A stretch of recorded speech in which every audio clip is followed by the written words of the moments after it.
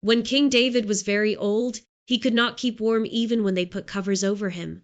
So his attendants said to him, "Let us look for a young virgin to serve the king and take care of him. She can lie beside him so that our lord the king may keep warm." Then they searched throughout Israel for a beautiful young woman, and found Abishag, a Shunammite, and brought her to the king. The woman was very beautiful. She took care of the king and waited on him, but the king had no sexual relations with her. Now Adonijah, whose mother was Haggith, put himself forward and said, "I will be king." So he got chariots and horses ready, with 50 men to run ahead of him. His father had never rebuked him by asking, "Why do you behave as you do?" He was also very handsome and was born next after Absalom. Adonijah conferred with Joab son of Zeruiah and with Abiathar the priest, and they gave him their support. But Zadok the priest, Benaiah son of Jehoiada, Nathan the prophet, Shimei and Ray and David's special guard did not join Adonijah. Adonijah then sacrificed sheep, cattle, and fattened calves at the stone of Zoheleth near on Rogel. He invited all his brothers, the king's sons, and all the royal officials of Judah, but he did not invite Nathan the prophet or Benaiah or the special guard or his brother Solomon. Then Nathan asked Bathsheba, Solomon's mother, "Have you not heard that Adonijah, the son of Haggith, has become king, and our lord David knows nothing about it? Now then, let me advise you how you can save your own life and the life of your son Solomon. Go into King David and say to him, 'My lord the king, did you not swear to me your servant, surely Solomon your son shall be king after me, and he will sit on my throne? Why then has Adonijah become king? While you are still there talking to the king, I will come in and add my word to what you have said.'" So Bathsheba went to see the aged king in his room, where Abishag the Shunammite was attending him.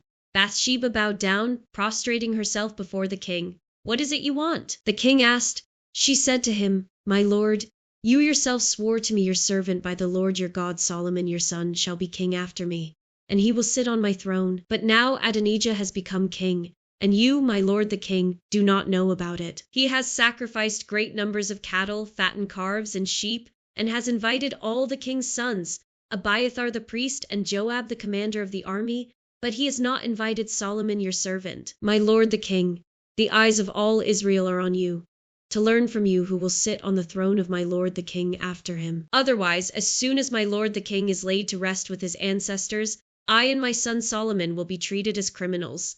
While she was still speaking with the king, Nathan the prophet arrived, and the king was told, "Nathan the prophet is here." So he went before the king and bowed with his face to the ground. Nathan said, "Have you, my lord the king, declared that Adonijah shall be king after you, and that he will sit on your throne? Today he has gone down and sacrificed great numbers of cattle, fattened calves, and sheep. He has invited all the king's sons, the commanders of the army, and Abiathar the priest. Right now they are eating and drinking with him and saying, 'Long live King Adonijah.' But me your servant, and Zadok the priest, and Benaiah son of Jehoiada, and your servant Solomon he did not invite. Is this something my lord the king has done without letting his servants know who should sit on the throne of my lord the king after him?" Then King David said, "Call in Bathsheba." So she came into the king's presence and stood before him. The king then took an oath, "As surely as the Lord lives, who has delivered me out of every trouble, I will surely carry out this very day what I swore to you by the Lord. The God of Israel, Solomon your son, shall be king after me, and he will sit on my throne in my place." Then Bathsheba bowed down with her face to the ground, prostrating herself before the king, and said, "May my lord King David live forever." King David said, "Call in Zadok the priest, Nathan the prophet, and Benaiah son of Jehoiada." When they came before the king, he said to them, "Take your lord's servants with you, and have Solomon my son mount my own mule and take him down to Gihon. There have Zadok the priest and Nathan the prophet anoint him king over Israel. Blow the trumpet and shout, 'Long live King Solomon.' Then you are to go up with him, and he is to come and sit on my throne and reign in my place. I have appointed him ruler over Israel and Judah." Benaiah son of Jehoiada answered the king, "Amen. May the Lord, the God of my lord the king, so declare it. As the Lord was with my lord the king, so may he be with Solomon to make his throne even greater than the throne of my lord King David." So Zadok the priest, Nathan the prophet, Benaiah son of Jehoiada, the Kerethites and the Pelethites went down and had Solomon mount King David's mule, and they escorted him to Gihon. Zadok the priest took the horn of oil from the sacred tent and anointed Solomon. Then they sounded the trumpet, and all the people shouted, "Long live King Solomon!" And all the people went up after him, playing pipes and rejoicing greatly, so that the ground shook with the sound. Adonijah and all the guests who were with him heard it as they were finishing their feast. On hearing the sound of the trumpet, Joab asked, "What's the meaning of all the noise in the city?" Even as he was speaking, Jonathan son of Abiathar the priest arrived. Adonijah said, "Come in. A worthy man like you must be bringing good news." "Not at all," Jonathan answered. "Our lord King David has made Solomon king.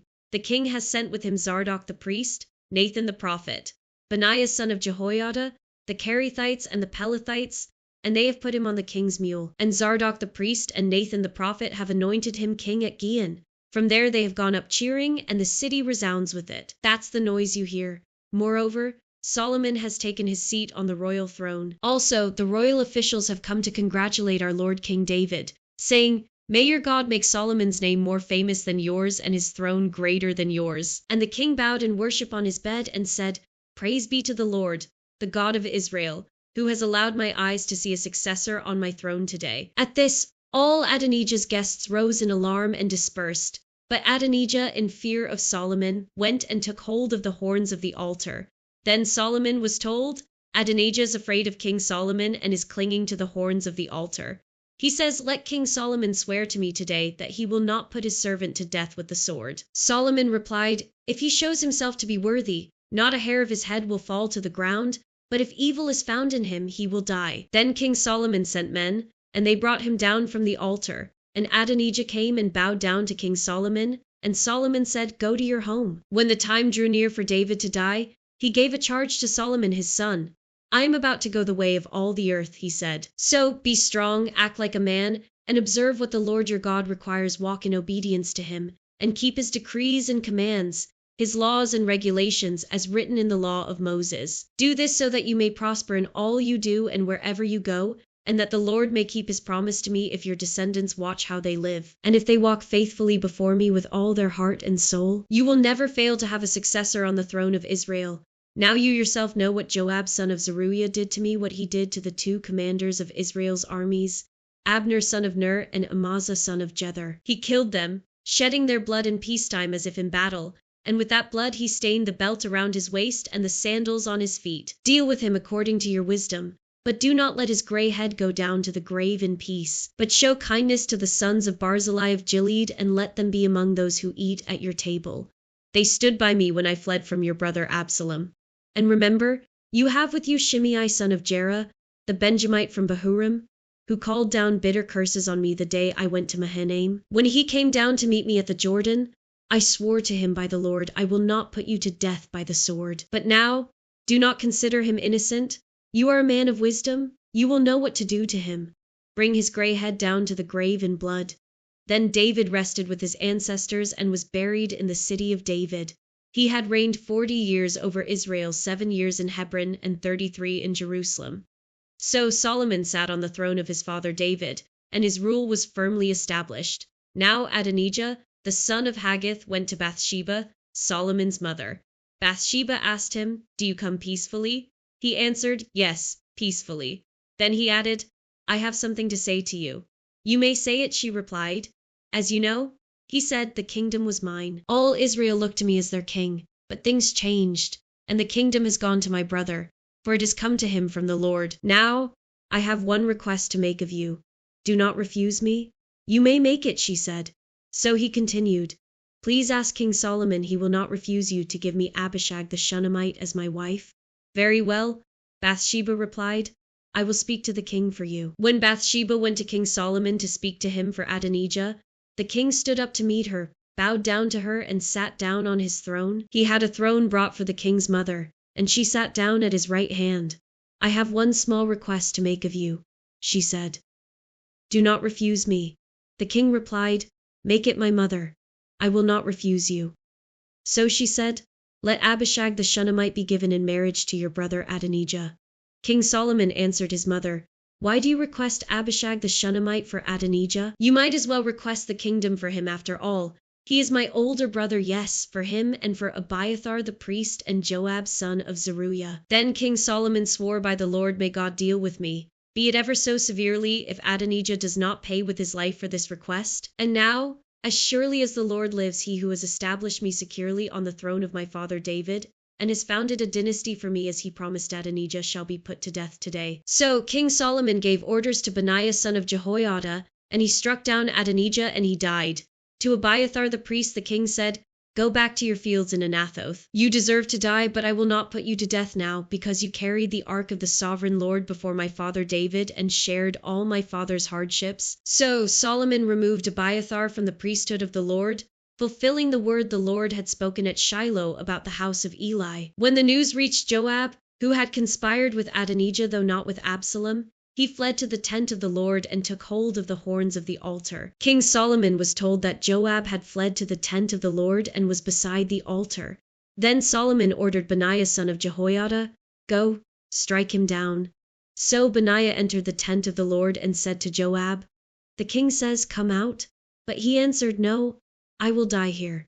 Benaiah reported to the king, "This is how Joab answered me." Then the king commanded Benaiah, "Do as he says. Strike him down and bury him, and so clear me and my whole family of the guilt of the innocent blood that Joab shed. The Lord will repay him for the blood he shed, because without my father David knowing it, he attacked men and killed them with the sword. Both of them Abner son of Ner, commander of Israel's army, and Amasa son of Jether, commander of Judah's army, were better men and more upright than he. May the guilt of their blood rest on the head of Joab and his descendants forever. But on David and his descendants, his house and his throne, may there be the Lord's peace forever." So Benaiah son of Jehoiada went up and struck down Joab and killed him, and he was buried at his home out in the country. The king put Benaiah son of Jehoiada over the army in Joab's position and replaced Abiathar with Zadok the priest. Then the king sent for Shimei and said to him, "Build yourself a house in Jerusalem and live there, but do not go anywhere else. The day you leave and cross the Kidron Valley, you can be sure you will die. Your blood will be on your own head." Shimei answered the king, "What you say is good. Your servant will do as my lord the king has said." And Shimei stayed in Jerusalem for a long time. But 3 years later, 2 of Shimei's slaves ran off to Achish son of Maacah, king of Gath, and Shimei was told, "Your slaves are in Gath." At this, he saddled his donkey and went to Achish at Gath in search of his slaves. So Shimei went away and brought the slaves back from Gath. When Solomon was told that Shimei had gone from Jerusalem to Gath and had returned, the king summoned Shimei and said to him, "Did I not make you swear by the Lord and warn you? On the day you leave to go anywhere else, you can be sure you will die. At that time you said to me, 'What you say is good. I will obey.' Why then did you not keep your oath to the Lord and obey the command I gave you?" The king also said to Shimei, "You know in your heart all the wrong you did to my father David. Now the Lord will repay you for your wrongdoing, but King Solomon will be blessed, and David's throne will remain secure before the Lord forever." Then the king gave the order to Benaiah son of Jehoiada, and he went out and struck Shimei down, and he died. The kingdom was now established in Solomon's hands. Solomon made an alliance with Pharaoh king of Egypt and married his daughter. He brought her to the city of David until he finished building his palace and the temple of the Lord and the wall around Jerusalem. The people, however, were still sacrificing at the high places, because a temple had not yet been built for the name of the Lord. Solomon showed his love for the Lord by walking according to the instructions given him by his father David, except that he offered sacrifices and burned incense on the high places. The king went to Gibeon to offer sacrifices, for that was the most important high place, and Solomon offered 1,000 burnt offerings on that altar. At Gibeon the Lord appeared to Solomon during the night in a dream, and God said, "Ask for whatever you want me to give you." Solomon answered, "You have shown great kindness to your servant, my father David, because he was faithful to you and righteous and upright in heart. You have continued this great kindness to him and have given him a son to sit on his throne this very day. Now, Lord my God, you have made your servant king in place of my father David. But I am only a little child and do not know how to carry out my duties. Your servant is here among the people you have chosen, a great people, too numerous to count or number. So give your servant a discerning heart to govern your people and to distinguish between right and wrong. For who is able to govern this great people of yours?" The Lord was pleased that Solomon had asked for this. So God said to him, "Since you have asked for this and not for long life or wealth for yourself, nor have asked for the death of your enemies but for discernment in administering justice, I will do what you have asked. I will give you a wise and discerning heart so that there will never have been anyone like you, nor will there ever be. Moreover, I will give you what you have not asked for both wealth and honor, so that in your lifetime you will have no equal among kings. And if you walk in obedience to me and keep my decrees and commands as David your father did, I will give you a long life." Then Solomon awoke, and he realized it had been a dream. He returned to Jerusalem, stood before the ark of the Lord's covenant, and sacrificed burnt offerings and fellowship offerings. Then he gave a feast for all his court. Now the prostitutes came to the king and stood before him. One of them said, "Pardon me, my lord. This woman and I live in the same house, and I had a baby while she was there with me. The third day after my child was born, this woman also had a baby. We were alone. There was no one in the house but the two of us. During the night, this woman's son died because she lay on him. So she got up in the middle of the night and took my son from my side while I, your servant, was asleep. She put him by her breast and put her dead son by my breast. The next morning, I got up to nurse my son, and he was dead. But when I looked at him closely in the morning light, I saw that it wasn't the son I had born." The other woman said, "No, the living one is my son, the dead one is yours." But the first one insisted, "No, the dead one is yours, the living one is mine." And so they argued before the king. The king said, "This one says, 'My son is alive and your son is dead,' while that one says, 'No, your son is dead and mine is alive.'" Then the king said, "Bring me a sword." So they brought a sword for the king. He then gave an order, cut the living child in two and give half to one and half to the other. The woman whose son was alive was deeply moved out of love for her son and said to the king, "Please, my lord, give her the living baby. Don't kill him." But the other said, "Neither I nor you shall have him. Cut him in two." Then the king gave his ruling, give the living baby to the first woman. "Do not kill him. She is his mother." When all Israel heard the verdict the king had given, they held the king in awe because they saw that he had wisdom from God to administer justice. So King Solomon ruled over all Israel, and these were his chief officials: Azariah son of Zadok the priest, Elihoreph and Ahijah. Zadok and Abiathar priests, Azariah son of Nathan in charge of the district governors, Zabud son of Nathan a priest and advisor to the king, Ahishar palace administrate governors over all Israel, who supplied provisions for the king and the royal household. Each one had to provide supplies for 1 month in the year. These are their names: Ben-Hur in the hill country of Ephraim, Ben-Deker in Makaz, Sharlbim, Beth-Shemesh and Elon Bethanan, Ben-Hesdan, Aruboth Soko, and all the land of Hepher were his. Ben-Abinadab in Naphoth Dor, he was married to Taphath daughter of Solomon, Barna son of Ahilud in Tarnak and Megiddo, and in all of Beth-Shan next to Zarethan below Jezreel, from Beth-Shan to Abel Mahola across to Jokmeam. Benjiber and Ramoth Gilead, the settlements of Jair son of Manasseh in Gilead were his, as well as the region of Argob and Bashan and its 60 large walled cities with bronze gate bars. Ahinadab son of Iddo in Mahanaim, Ahimaaz in Naphtali, he had married Basemath daughter of Solomon, Barna son of Hushai in Asher, and in Aloth, Jehoshaphat son of Shimei son of Elah in Benjamin, Jeber son of Uri in Gilead, the country of Sihon king of the Amorites and the country of Og king of Bashan. He was the only governor over the district. The people of Judah and Israel were as numerous as the sand on the seashore. They ate, they drank, and they were happy. And Solomon ruled over all the kingdoms from the Euphrates River to the land of the Philistines, as far as the border of Egypt. These countries brought tribute and were Solomon's subjects all his life. Solomon's daily provisions were 30 cahs of the finest flour and 60 cahs of meal, 10 head of stall-fed cattle, 20 of pasture-fed cattle, and 100 sheep and goats, as well as deer, gazelles, roebucks, and choice fowl. For he ruled over all the kingdoms west of the Euphrates River, from Tifsar to Garza, and had peace on all sides. During Solomon's lifetime, Judah and Israel, from Dan to Beersheba, lived in safety, everyone under their own vine and under their own fig tree. Solomon had 4,000 stalls for chariot horses and 12,000 horses. The district governors, each in his month, supplied provisions for King Solomon and all who came to the king's table. They saw to it that nothing was lacking. They also brought to the proper place their quotas of barley and straw for the chariot horses and the other horses. God gave Solomon wisdom and very great insight, and a breadth of understanding as measureless as the sand on the seashore. Solomon's wisdom was greater than the wisdom of all the people of the East, and greater than all the wisdom of Egypt. He was wiser than anyone else, including Ethan the Ezrahite, wiser than Heman, Calcol, and Darda, the sons of Mahal, and his fame spread to all the surrounding nations. He spoke 3,000 proverbs, and his songs numbered 1,005. He spoke about plant life, from the cedar of Lebanon to the hyssop that grows out of walls. He also spoke about animals and birds, reptiles and fish. From all nations people came to listen to Solomon's wisdom, sent by all the kings of the world who had heard of his wisdom. When Hiram, king of Tyre, heard that Solomon had been anointed king to succeed his father David, he sent his envoys to Solomon because he had always been on friendly terms with David. Solomon sent back this message to Hiram: "You know that because of the wars waged against my father David from all sides, he could not build a temple for the name of the Lord his God until the Lord put his enemies under his feet. But now the Lord my God has given me rest on every side, and there is no adversary or disaster. I intend, therefore, to build a temple for the name of the Lord my God, as the Lord told my father David when he said, 'Your son whom I will put on the throne in your place will build the temple for my name.'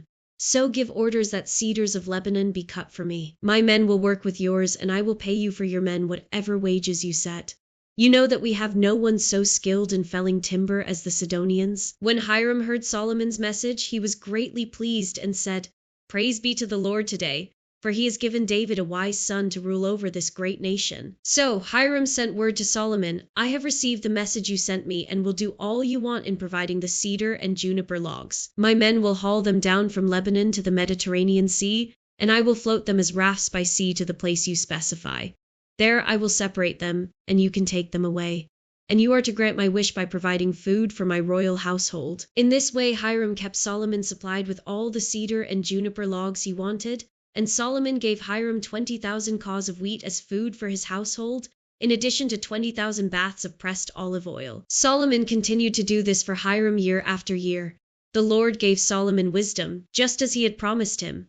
There were peaceful relations between Hiram and Solomon, and the two of them made a treaty. King Solomon conscripted laborers from all Israel, 30,000 men. He sent them off to Lebanon in shifts of 10,000 a month, so that they spent 1 month in Lebanon and 2 months at home. Adoniram was in charge of the forced labor. Solomon had 70,000 carriers and 80,000 stonecutters in the hills, as well as 3,300 foremen who supervised the project and directed the workers. At the king's command, they removed from the quarry large blocks of high-grade stone to provide a foundation of dressed stone for the temple. The craftsmen of Solomon and Hiram and workers from Byblos cut and prepared the timber and stone for the building of the temple. In the 480th year after the Israelites came out of Egypt, in the 4th year of Solomon's reign over Israel, in the month of Ziv, the 2nd month, he began to build the temple of the Lord. The temple that King Solomon built for the Lord was 60 cubits long, 20 wide, and 30 high. The portico at the front of the main hall of the temple extended the width of the temple, that is 20 cubits, and projected 10 cubits from the front of the temple. He made narrow windows high up in the temple walls. Against the walls of the main hall and inner sanctuary, he built a structure around the building, in which there were side rooms. The lowest floor was 5 cubits wide, the middle floor 7. He made offset ledges around the outside of the temple so that nothing would be inserted into the temple walls. In building the temple, only blocks dressed at the quarry were used, and no hammer, chisel, or any other iron tool was heard at the temple site while it was being built. The entrance to the lowest floor was on the south side of the temple. A stairway led up to the middle level and from there to the 3rd. So he built the temple and completed it, roofing it with beams and cedar planks. And he built the side rooms all along the temple. The height of each was 5 cubits, and they were attached to the temple by beams of cedar. The word of the Lord came to Solomon: "As for this temple you are building, if you follow my decrees, observe my laws, and keep all my commands and obey them, I will fulfill through you the promise I gave to David your father, and I will live among the Israelites and will not abandon my people Israel." So Solomon built the temple and completed it. He lined its interior walls with cedar boards, paneling them from the floor of the temple to the ceiling, and covered the floor of the temple with planks of juniper. He partitioned off 20 cubits at the rear of the temple with cedar boards from floor to ceiling to form within the temple an inner sanctuary, the most holy place. The main hall in front of this room was 40 cubits long. The inside of the temple was cedar, carved with gourds and open flowers. Everything was cedar. No stone was to be seen. He prepared the inner sanctuary within the temple to set the Ark of the Covenant of the Lord there. The inner sanctuary was 20 cubits long, 20 wide, and 20 high. He overlaid the inside with pure gold, and he also overlaid the altar of cedar. Solomon covered the inside of the temple with pure gold, and he extended gold chains across the front of the inner sanctuary, which was overlaid with gold. So he overlaid the whole interior with gold. He also overlaid with gold the altar that belonged to the inner sanctuary, For the inner sanctuary he made a pair of cherubim out of olive wood, each 10 cubits high. One wing of the first cherub was 5 cubits long, and the other wing 5 cubits 10 cubits from wingtip to wingtip. The second cherub also measured 10 cubits, for the 2 cherubim were identical in size and shape. The height of each cherub was 10 cubits. He placed the cherubim inside the innermost room of the temple, with their wings spread out. The wing of one cherub touched one wall, while the wing of the other touched the other wall, and their wings touched each other in the middle of the room. He overlaid the cherubim with gold. On the walls all around the temple, in both the inner and outer rooms, he carved cherubim, palm trees, and open flowers. He also covered the floors of both the inner and outer rooms of the temple with gold. For the entrance to the inner sanctuary he made doors out of olive wood that were 1/5 of the width of the sanctuary. And on the 2 olive wood doors he carved cherubim, palm trees, and open flowers, and overlaid the cherubim and palm trees with hammered gold. In the same way, for the entrance to the main hall he made door frames out of olive wood that were 1/4 of the width of the hall. He also made 2 doors out of juniper wood, each having 2 leaves that turned in sockets. He carved cherubim, palm trees, and open flowers on them, and overlaid them with gold hammered evenly over the carvings. And he built the inner courtyard of 3 courses of dressed stone and 1 course of trimmed cedar beams. The foundation of the temple of the Lord was laid in the 4th year, in the month of Ziv. In the 11th year, in the month of Bul, the 8th month, the temple was finished in all its details according to its specifications. He had spent 7 years building it. It took Solomon 13 years, however, to complete the construction of his palace. He built the palace of the forest of Lebanon 100 cubits long, 50 wide, and 30 high, with 4 rows of cedar columns supporting trimmed cedar beams. It was roofed with cedar above the beams that rested on the columns, 45 beams, 15 to a row. Its windows were placed high in sets of 3, facing each other. All the doorways had rectangular frames. They were in the front part in sets of 3, facing each other. He made a colonnade 50 cubits long and 30 wide. In front of it was a portico, and in front of that were pillars and an overhanging roof. He built the throne hall, the hall of justice, where he was to judge, and he covered it with cedar from floor to ceiling. And the palace in which he was to live, set farther back, was similar in design. Solomon also made a palace like this hall for Pharaoh's daughter, whom he had married. All these structures, from the outside to the great courtyard and from foundation to eaves, were made of blocks of high-grade stone cut to size and smoothed on their inner and outer faces. The foundations were laid with large stones of good quality, some measuring 10 cubits and some 8. Above were high-grade stones cut to size and cedar beams. The great courtyard was surrounded by a wall of 3 courses of dressed stone and 1 course of trimmed cedar beams, as was the inner courtyard of the temple of the Lord with its portico. King Solomon sent to Tyre and brought Huram, whose mother was a widow from the tribe of Naphtali, and whose father was from Tyre and a skilled craftsman in bronze. Huram was filled with wisdom, with understanding, and with knowledge to do all kinds of bronze work. He came to King Solomon and did all the work assigned to him. He cast bronze pillars, each 18 cubits high and 12 cubits in circumference. He also made capitals of cast bronze to set on the tops of the pillars. Each capital was 5 cubits high. A network of interwoven chains adorned the capitals on top of the pillars, 7 for each capital. He made pomegranates in 2 rows encircling each network to decorate the capitals on top of the pillars. He did the same for each capital. The capitals on top of the pillars in the portico were in the shape of lilies, 4 cubits high. On the capitals of both pillars, above the bowl-shaped part next to the network, were the 200 pomegranates in rows all around. He erected the pillars at the portico of the temple. The pillar to the south he named Jachin, and the one to the north Boaz. The capitals on top were in the shape of lilies. And so the work on the pillars was completed. He made the sea of cast metal, circular in shape, measuring 10 cubits from rim to rim and 5 cubits high. It took a line of 30 cubits to measure around it. Below the rim, gourds encircled it 10 to a cubit. The gourds were cast into rows in one piece with the sea. The sea stood on 12 bulls, 3 facing north, 3 facing west, 3 facing south, and 3 facing east. The sea rested on top of them, and their hindquarters were toward the center. It was a handbreadth in thickness, and its rim was like the rim of a cup, like a lily blossom. It held 2,000 baths. He also made 10 movable stands of bronze. Each was 4 cubits long, 4 wide, and 3 high. This is how the stands were made. They had side panels attached to uprights. On the panels between the uprights were lions, bulls, and cherubim, and on the uprights as well. above and below the lions and bulls were wreaths of hammered work. Each stand had 4 bronze wheels with bronze axles, and each had a basin resting on 4 supports, cast with wreaths on each side. On the inside of the stand there was an opening that had a circular frame 1 cubit deep. This opening was round, and with its basework it measured 1.5 cubits. Around its opening there was engraving. The panels of the stands were square, not round. The 4 wheels were under the panels, and the axles of the wheels were attached to the stand. The diameter of each wheel was 1.5 cubits. The wheels were made like chariot wheels. The axles, rims, spokes, and hubs were all of cast metal. Each stand had 4 handles, 1 on each corner, projecting from the stand. At the top of the stand there was a circular band 0.5 cubit deep.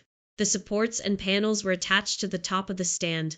He engraved cherubim, lions, and palm trees on the surfaces of the supports and on the panels in every available space, with wreaths all around. This is the way he made the 10 stands. They were all cast in the same molds and were identical in size and shape. He then made 10 bronze basins, each holding 40 baths and measuring 4 cubits across, 1 basin to go on each of the 10 stands. He placed 5 of the stands on the south side of the temple and 5 on the north. He placed the sea on the south side at the southeast corner of the temple. He also made the pots and shovels and sprinkling bowls. So Huram finished all the work he had undertaken for King Solomon in the temple of the Lord: the 2 pillars, the 2 bowl-shaped capitals on top of the pillars, the 2 sets of network decorating the 2 bowl-shaped capitals on top of the pillars, the 400 pomegranates for the 2 sets of network to rows of pomegranates for each network decorating the bowl-shaped capitals on top of the pillars, the 10 stands with their 10 basins, the sea and the 12 bowls under it, the pots, shovels, and sprinkling bowls. All these objects that Huram made for King Solomon for the temple of the Lord were of burnished bronze. The king had them cast in clay molds in the plain of the Jordan between Succoth and Zarethan. Solomon left all these things unweighed, because there were so many. The weight of the bronze was not determined. Solomon also made all the furnishings that were in the Lord's temple: the golden altar, the golden table on which was the bread of the presence, the lampstands of pure gold, 5 on the right and 5 on the left, in front of the inner sanctuary, the gold floral work and lamps and tongs, the pure gold basins, wick trimmers, sprinkling bowls, dishes, and censers, and the gold sockets for the doors of the innermost room, the most holy place, and also for the doors of the main hall of the temple. When all the work King Solomon had done for the temple of the Lord was finished, he brought in the things his father David had dedicated, the silver and gold and the furnishings, and he placed them in the treasuries of the Lord's temple. Then King Solomon summoned into his presence at Jerusalem the elders of Israel, all the heads of the tribes and the chiefs of the Israelite families, to bring up the ark of the Lord's covenant from Zion, the city of David.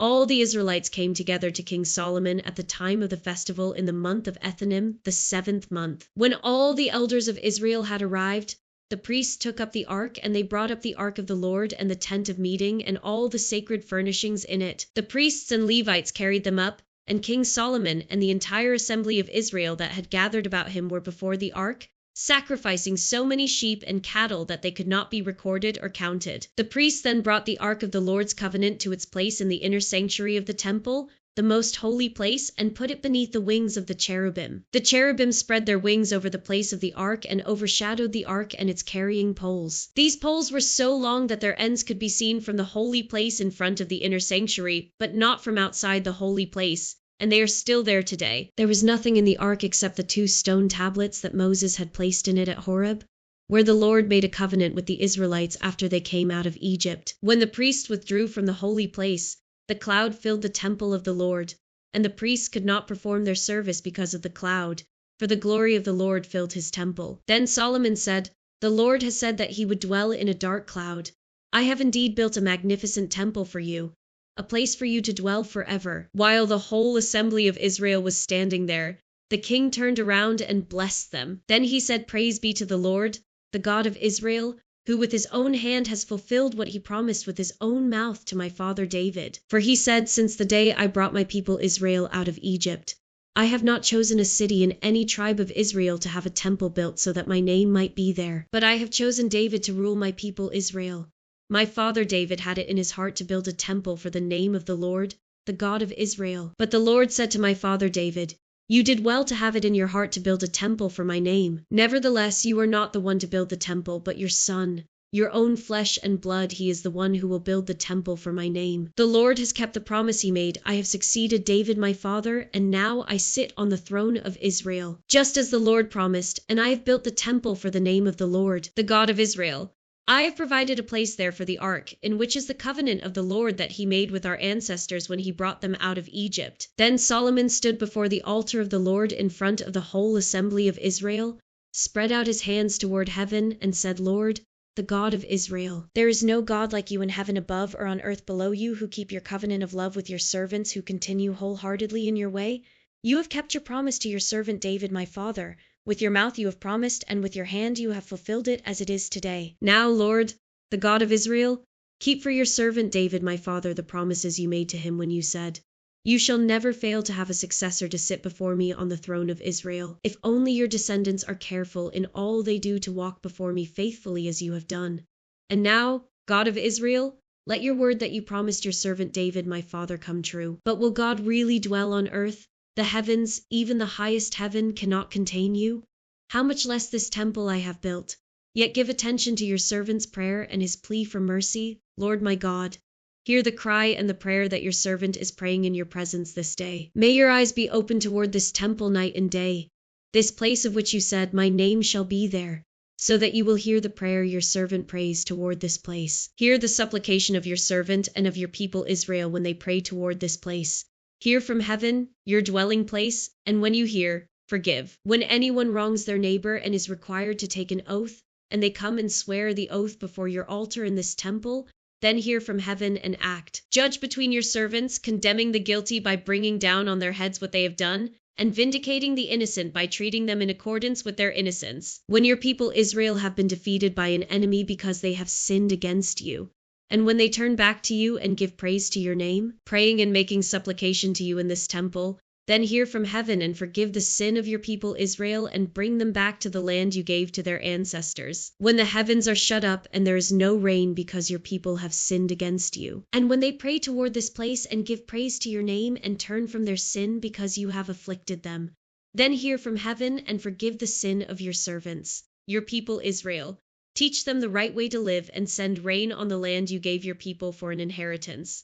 When famine or plague comes to the land, or blight or mildew, locusts or grasshoppers, or when an enemy besieges them in any of their cities, whatever disaster or disease may come, and when a prayer or plea is made by anyone among your people Israel, being aware of the afflictions of their own hearts, and spreading out their hands toward this temple, then hear from heaven, your dwelling place, forgive and act.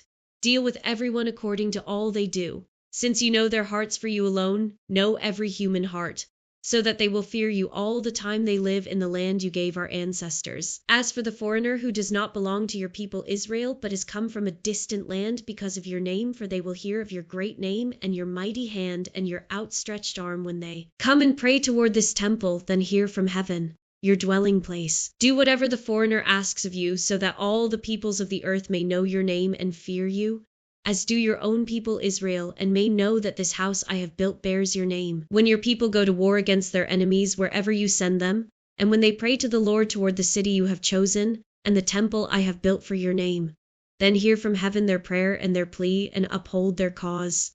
When they sin against you, for there is no one who does not sin, and you become angry with them and give them over to their enemies, who take them captive to their own lands, far away or near, and if they have a change of heart in the land where they are held captive, and repent and plead with you in the land of their captors, and say, We have sinned, we have done wrong, we have acted wickedly, and if they turn back to you with all their heart and soul in the land of their enemies who took them captive, and pray to you toward the land you gave their ancestors, toward the city you have chosen, and the temple I have built for your name, then from heaven, your dwelling place, hear their prayer and their plea, and uphold their cause. And forgive your people who have sinned against you. Forgive all the offenses they have committed against you, and cause their captors to show them mercy, for they are your people and your inheritance, whom you brought out of Egypt, out of that iron smelting furnace. May your eyes be open to your servant's plea and to the plea of your people Israel, and may you listen to them whenever they cry out to you. For you singled them out from all the nations of the world to be your own inheritance, just as you declared through your servant Moses when you, sovereign Lord, brought our ancestors out of Egypt." When Solomon had finished all these prayers and supplications to the Lord, he rose from before the altar of the Lord, where he had been kneeling with his hands spread out toward heaven. He stood and blessed the whole assembly of Israel in a loud voice, saying, "Praise be to the Lord, who has given rest to his people Israel, just as he promised. Not one word has failed of all the good promises he gave through his servant Moses. May the Lord our God be with us as he was with our ancestors. May he never leave us nor forsake us. May he turn our hearts to him, to walk in obedience to him, and keep the commands, decrees, and laws he gave our ancestors. And may these words of mine, which I have prayed before the Lord, be near to the Lord our God day and night, that he may uphold the cause of his servant and the cause of his people Israel according to each day's need, so that all the peoples of the earth may know that the Lord is God and that there is no other, and may your hearts be fully committed to the Lord our God, to live by his decrees and obey his commands, as at this time." Then the king and all Israel with him offered sacrifices before the Lord.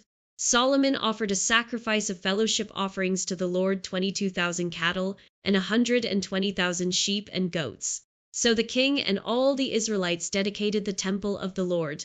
On that same day the king consecrated the middle part of the courtyard in front of the temple of the Lord, and there he offered burnt offerings, grain offerings, and the fat of the fellowship offerings, because the bronze altar that stood before the Lord was too small to hold the burnt offerings, the grain offerings, and the fat of the fellowship offerings. So Solomon observed the festival at that time, and all Israel with him, a vast assembly, people from Labo-Hamath to the Wadi of Egypt. They celebrated it before the Lord our God for 7 days, and 7 days more, 14 days in all. On the following day he sent the people away. They blessed the king and then went home, joyful and glad in heart for all the good things the Lord had done for his servant David and his people Israel. When Solomon had finished building the temple of the Lord and the royal palace, and had achieved all he had desired to do, the Lord appeared to him a second time, as he had appeared to him at Gibeon. The Lord said to him, "I have heard the prayer and plea you have made before me. I have consecrated this temple, which you have built, by putting my name there forever. My eyes and my heart will always be there. As for you, if you walk before me faithfully with integrity of heart and uprightness, as David your father did, and do all I command and observe my decrees and laws, I will establish your royal throne over Israel forever, as I promised David your father when I said, 'You shall never fail to have a successor on the throne of Israel.' But if you or your descendants turn away from me and do not observe the commands and decrees I have given you, and go off to serve other gods and worship them, then I will cut off Israel from the land I have given them, and will reject this temple I have consecrated for my name. Israel will then become a byword and an object of ridicule among all peoples. This temple will become a heap of rubble. All who pass by will be appalled and will scoff and say, 'Why has the Lord done such a thing to this land and to this temple?' People will answer, 'Because they have forsaken the Lord their God, who brought their ancestors out of Egypt, and have embraced other gods, worshipping and serving them. That is why the Lord brought all this disaster on them.'" At the end of 20 years, during which Solomon built these 2 buildings, the temple of the Lord and the royal palace, King Solomon gave 20 towns in Galilee to Hiram king of Tyre, because Hiram had supplied him with all the cedar and juniper and gold he wanted. But when Hiram went from Tyre to see the towns that Solomon had given him, he was not pleased with them. "What kind of towns are these you have given me, my brother?" he asked, and he called them the land of Carbel, a name they have to this day. Now Hiram had sent to the king 120 talents of gold. Here is the account of the forced labor King Solomon conscripted to build the Lord's temple, his own palace, the terraces, the wall of Jerusalem, and Hazor, Megiddo, and Gezer. Pharaoh king of Egypt had attacked and captured Gezer. He had set it on fire. He killed its Canaanite inhabitants and then gave it as a wedding gift to his daughter, Solomon's wife. And Solomon rebuilt Gezer. He built up Lower Beth-horon, Barlath, and Tadmor in the desert, within his land, as well as all his store cities and the towns for his chariots and for his horses, whatever he desired to build in Jerusalem. In Lebanon and throughout all the territory he ruled, there were still people left from the Amorites, Hittites, Perizzites, Hivites, and Jebusites. These peoples were not Israelites. Solomon conscripted the descendants of all these peoples remaining in the land whom the Israelites could not exterminate to serve as slave labor, as it is to this day. But Solomon did not make slaves of any of the Israelites. They were his fighting men, his government officials, his officers, his captains, and the commanders of his chariots and charioteers. They were also the chief officials in charge of Solomon's projects, 550 officials supervising those who did the work. After Pharaoh's daughter had come up from the city of David to the palace Solomon had built for her, he constructed the terraces. 3 times a year Solomon sacrificed burnt offerings and fellowship offerings on the altar he had built for the Lord, burning incense before the Lord along with them, and so fulfilled the temple obligations. King Solomon also built ships at Ezion-Geber, which is near Elath and Dum on the shore of the Red Sea, and Hiram sent his men sailors who knew the sea to serve in the fleet with Solomon's men.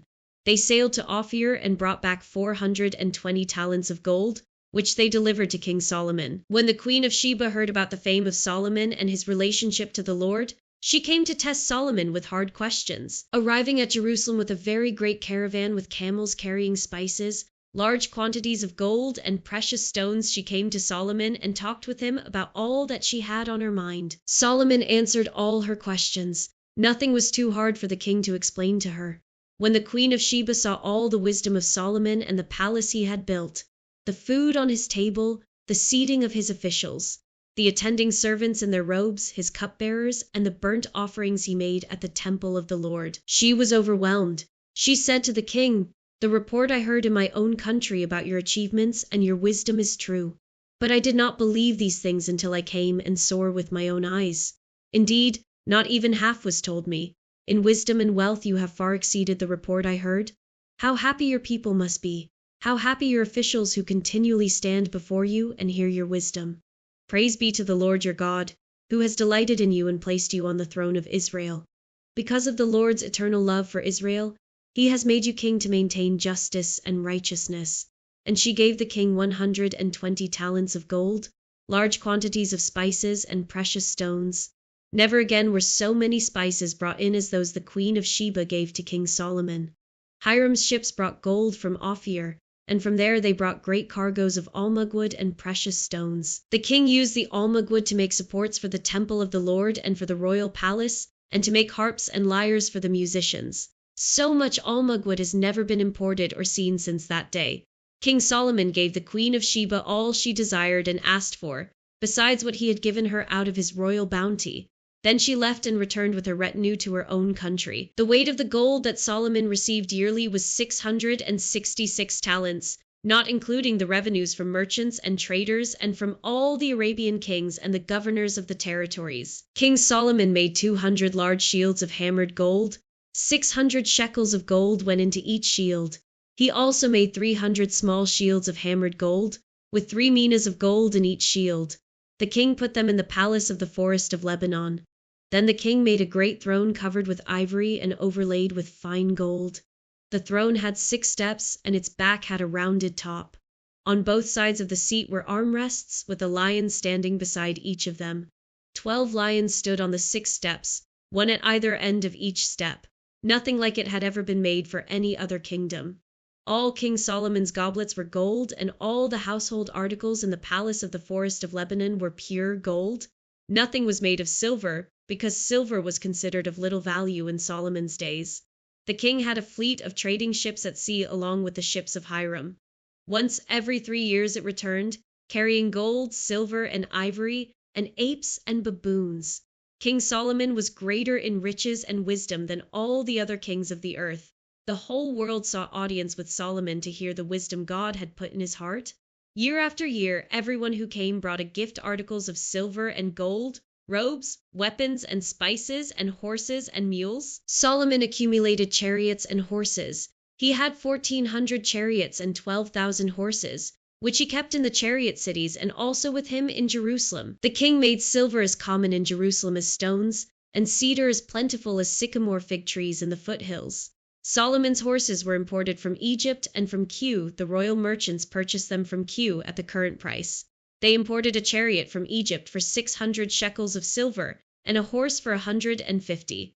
They also exported them to all the kings of the Hittites and of the Arameans. King Solomon, however, loved many foreign women besides Pharaoh's daughter Moabites, Ammonites, Edomites, Sidonians, and Hittites. They were from nations about which the Lord had told the Israelites, "You must not intermarry with them, because they will surely turn your hearts after their gods." Nevertheless, Solomon held fast to them in love. He had 700 wives of royal birth and 300 concubines, and his wives led him astray. As Solomon grew old, his wives turned his heart after other gods, and his heart was not fully devoted to the Lord his God, as the heart of David his father had been. He followed Ashtoreth, the goddess of the Sidonians, and Molech, the detestable god of the Ammonites.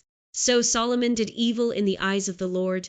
He did not follow the Lord completely, as David his father had done. On a hill east of Jerusalem, Solomon built a high place for Chemosh, the detestable god of Moab, and for Molech, the detestable god of the Ammonites. He did the same for all his foreign wives, who burned incense and offered sacrifices to their gods. The Lord became angry with Solomon because his heart had turned away from the Lord, the God of Israel, who had appeared to him twice. Although he had forbidden Solomon to follow other gods, Solomon did not keep the Lord's command.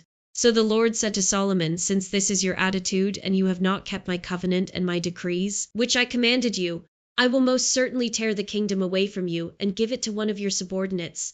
Nevertheless, for the sake of David your father, I will not do it during your lifetime. I will tear it out of the hand of your son. Yet I will not tear the whole kingdom from him, but will give him one tribe for the sake of David my servant, and for the sake of Jerusalem, which I have chosen." Then the Lord raised up against Solomon an adversary, Hadad the Edomite from the royal line of Dum. Earlier, when David was fighting with Dum, Joab, the commander of the army who had gone up to bury the dead, had struck down all the men in Dum. Joab and all the Israelites stayed there for 6 months, until they had destroyed all the men in Dum. But Hadad, still only a boy, fled to Egypt with some Edomite officials who had served his father. They set out from Midian and went to Paran. Then, taking people from Paran with them, they went to Egypt, to Pharaoh king of Egypt, who gave Hadad a house and land and provided him with food. Pharaoh was so pleased with Hadad that he gave him a sister of his own wife, Queen Torpenes, in marriage. The sister of Torpenes bore him a son named Genubath, whom Torpenes brought up in the royal palace. There Genubath lived with Pharaoh's own children. While he was in Egypt, Hadad heard that David rested with his ancestors and that Joab, the commander of the army, was also dead. Then Hadad said to Pharaoh, "Let me go, that I may return to my own country." "What have you lacked here that you want to go back to your own country?" Pharaoh asked. "Nothing," Hadad replied, "but do let me go." And God raised up against Solomon another adversary, Rezin's son Eliada, who had fled from his master, Hadadezer, king of Zobar. When David destroyed Zobar's army, Rezin gathered a band of men around him and became their leader. They went to Damascus, where they settled and took control. Rezin was Israel's adversary as long as Solomon lived, adding to the trouble caused by Hadad. So Rezin ruled in Aram and was hostile toward Israel. Also, Jeroboam son of Nebat rebelled against the king. He was one of Solomon's officials, an Ephraimite from Zeerdah, and his mother was a widow named Zeruiah. Here is the account of how he rebelled against the king. Solomon had built the terraces and had filled in the gap in the wall of the city of David his father. Now Jeroboam was a man of standing, and when Solomon saw how well the young man did his work, he put him in charge of the whole labor force of the tribes of Joseph. About that time Jeroboam was going out of Jerusalem, and Ahijah the prophet of Shiloh met him on the way, wearing a new cloak. The two of them were alone out in the country, and Ahijah took hold of the new cloak he was wearing and tore it into 12 pieces. Then he said to Jeroboam, "Take 10 pieces for yourself, for this is what the Lord, the God of Israel, says. See, I am going to tear the kingdom out of Solomon's hand and give you 10 tribes. But for the sake of my servant David and the city of Jerusalem, which I have chosen out of all the tribes of Israel, he will have 1 tribe. I will do this because they have forsaken me and worshipped Ashtoreth, the goddess of the Sidonians, Chemosh, the god of the Moabites, and Molech, the god of the Ammonites, and have not walked in obedience to me, nor done what is right in my eyes, nor kept my decrees and laws as David, Solomon's father, did. But I will not take the whole kingdom out of Solomon's hand.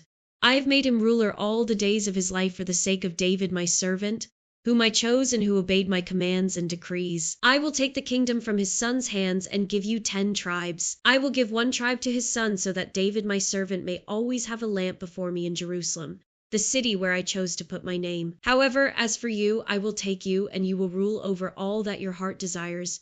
You will be king over Israel. If you do whatever I command you and walk in obedience to me and do what is right in my eyes by obeying my decrees and commands, as David my servant did, I will be with you. I will build you a dynasty as enduring as the one I built for David and will give Israel to you. I will humble David's descendants because of this, but not forever." Solomon tried to kill Jeroboam, but Jeroboam fled to Egypt, to Shishak the king, and stayed there until Solomon's death. As for the other events of Solomon's reign, all he did and the wisdom he displayed, are they not written in the book of the Annals of Solomon? Solomon reigned in Jerusalem over all Israel 40 years.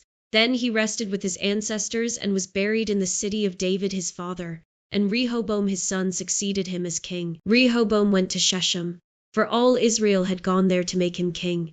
When Jeroboam son of Nebat heard this, he was still in Egypt, where he had fled from King Solomon. He returned from Egypt. So they sent for Jeroboam, and he and the whole assembly of Israel went to Rehoboam and said to him, "Your father put a heavy yoke on us, but now lighten the harsh labor and the heavy yoke he put on us, and we will serve you." Rehoboam answered, "Go away for 3 days, and then come back to me." So the people went away. Then King Rehoboam consulted the elders who had served his father Solomon during his lifetime. "How would you advise me to answer these people?" he asked. They replied, "If today you will be a servant to these people and serve them and give them a favorable answer, they will always be your servants." But Rehoboam rejected the advice the elders gave him and consulted the young men who had grown up with him and were serving him. He asked them, "What is your advice? How should we answer these people who say to me, 'Lighten the yoke your father put on us'?" The young men who had grown up with him replied, "These people have said to you, 'Your father put a heavy yoke on us, but make our yoke lighter.' Now tell them, 'My little finger is thicker than my father's waist. My father laid on you a heavy yoke. I will make it even heavier. My father scourged you with whips. I will scourge you with scorpions." 3 days later, Jeroboam and all the people returned to Rehoboam. As the king had said, "Come back to me in 3 days." The king answered the people harshly. Rejecting the advice given him by the elders, he followed the advice of the young men and said, "My father made your yoke heavy. I will make it even heavier. My father scourged you with whips. I will scourge you with scorpions." So the king did not listen to the people, for this turn of events was from the Lord, to fulfill the word the Lord had spoken to Jeroboam son of Nebat through Ahijah the Shilonite. When all Israel saw that the king refused to listen to them, they answered the king, "What share do we have in David? What part in Jesse's son? To your tents, Israel. Look after your own house, David." So the Israelites went home.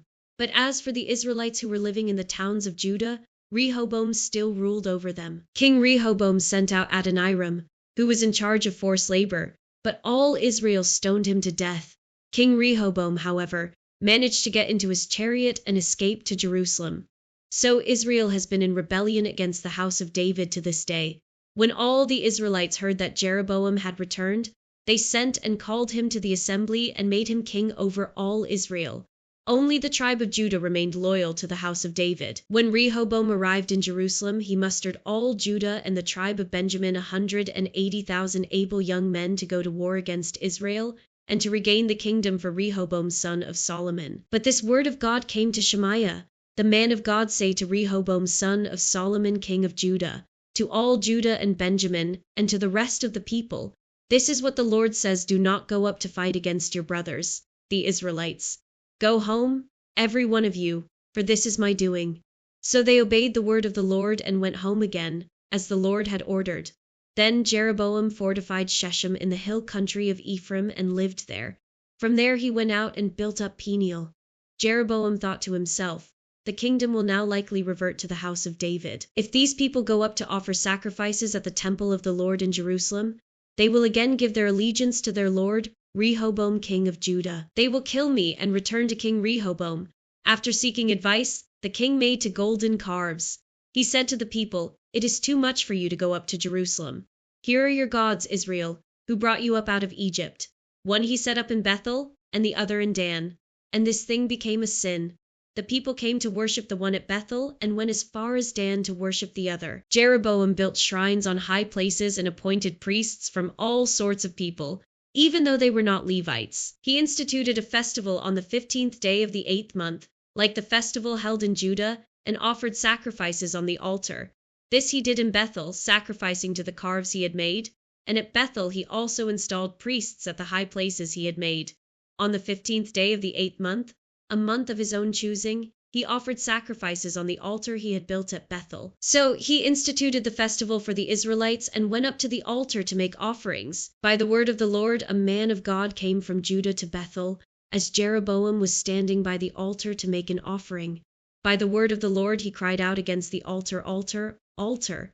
"This is what the Lord says: a son named Josiah will be born to the house of David. On you he will sacrifice the priests of the high places who make offerings here, and human bones will be burned on you." That same day the man of God gave a sign. "This is the sign the Lord has declared: the altar will be split apart, and the ashes on it will be poured out." When King Jeroboam heard what the man of God cried out against the altar at Bethel, he stretched out his hand from the altar and said, "Seize him!" But the hand he stretched out toward the man shriveled up so that he could not pull it back. Also, the altar was split apart and its ashes poured out according to the sign given by the man of God by the word of the Lord. Then the king said to the man of God, "Intercede with the Lord your God and pray for me that my hand may be restored." So the man of God interceded with the Lord, and the king's hand was restored and became as it was before. The king said to the man of God, "Come home with me for a meal, and I will give you a gift." But the man of God answered the king, "Even if you were to give me half your possessions, I would not go with you, nor would I eat bread or drink water here. For I was commanded by the word of the Lord, you must not eat bread or drink water or return by the way you came." So he took another road and did not return by the way he had come to Bethel. Now there was a certain old prophet living in Bethel, whose sons came and told him all that the man of God had done there that day. They also told their father what he had said to the king. Their father asked them, "Which way did he go?" And his sons showed him which road the man of God from Judah had taken. So he said to his sons, "Saddle the donkey for me." And when they had saddled the donkey for him, he mounted it and rode after the man of God. He found him sitting under an oak tree and asked, "Are you the man of God who came from Judah?" "I am," he replied. So the prophet said to him, "Come home with me and eat." The man of God said, "I cannot turn back and go with you, nor can I eat bread or drink water with you in this place. I have been told by the word of the Lord, you must not eat bread or drink water there, or return by the way you came." The old prophet answered, "I too am a prophet, as you are. And an angel said to me by the word of the Lord, bring him back with you to your house, so that he may eat bread and drink water." But he was lying to him. So the man of God returned with him and ate and drank in his house. While they were sitting at the table, the word of the Lord came to the old prophet who had brought him back. He cried out to the man of God who had come from Judah, "This is what the Lord says: you have defied the word of the Lord and have not kept the command the Lord your God gave you. You came back and ate bread and drank water in the place where he told you not to eat or drink. Therefore your body will not be buried in the tomb of your ancestors." When the man of God had finished eating and drinking, the prophet who had brought him back saddled his donkey for him. As he went on his way, a lion met him on the road and killed him, and his body was left lying on the road, with both the donkey and the lion standing beside it. Some people who passed by saw the body lying there, with the lion standing beside the body, and they went and reported it in the city where the old prophet lived. When the prophet who had brought him back from his journey heard of it, he said, "It is the man of God who defied the word of the Lord. The Lord has given him over to the lion, which has mauled him and killed him, as the word of the Lord had warned him." The prophet said to his sons, "Saddle the donkey for me," and they did so. Then he went out and found the body lying on the road, with the donkey and the lion standing beside it. The lion had neither eaten the body nor mauled the donkey. So the prophet picked up the body of the man of God, laid it on the donkey, and brought it back to his own city to mourn for him and bury him. Then he laid the body in his own tomb, and they mourned over him and said, "Alas, my brother." After burying him, he said to his sons, "When I die, bury me in the grave where the man of God is buried. Lay my bones beside his bones." For the message he declared by the word of the Lord against the altar in Bethel and against all the shrines on the high places in the towns of Samaria will certainly come true. Even after this, Jeroboam did not change his evil ways, but once more appointed priests for the high places from all sorts of people. Anyone who wanted to become a priest he consecrated for the high places.